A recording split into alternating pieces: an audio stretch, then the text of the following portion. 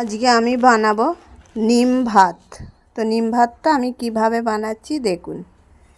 প্রথমে আমি একটা শুকনো রসুন পুড়িয়ে নেব, আর সাথে শুকনো লঙ্কা।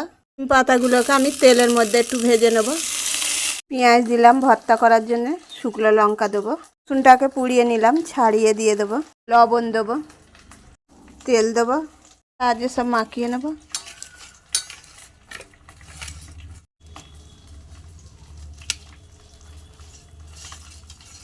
পাতা ভাজাটা রেডি হয়ে গেছে, তুলে নেব।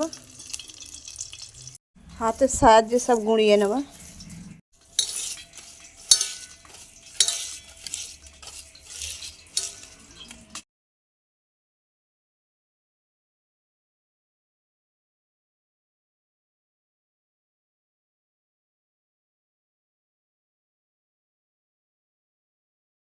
আমি এইভাবে বাইনে ফেললাম।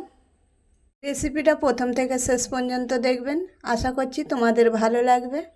সকল বন্ধুরা এখনও চ্যানেলটাকে সাবস্ক্রাইব করুনি, সাবস্ক্রাইব করে নেবেন, পাশের বেল আইকনটি অন করবেন। নিত্য নতুন রেসিপিভাবে আগের দিনে মায়েরা সব নিম পাতাকে ভেজে এইভাবে ভাত বাইনে দিত, তো সেই পুরনো দিনের স্বাদ মাইনে ফেললাম।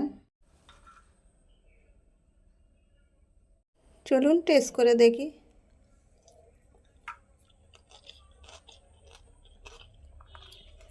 সেই স্বাদ, খেলে কিন্তু তেতো লাগছে, কিন্তু উপকারও আছে।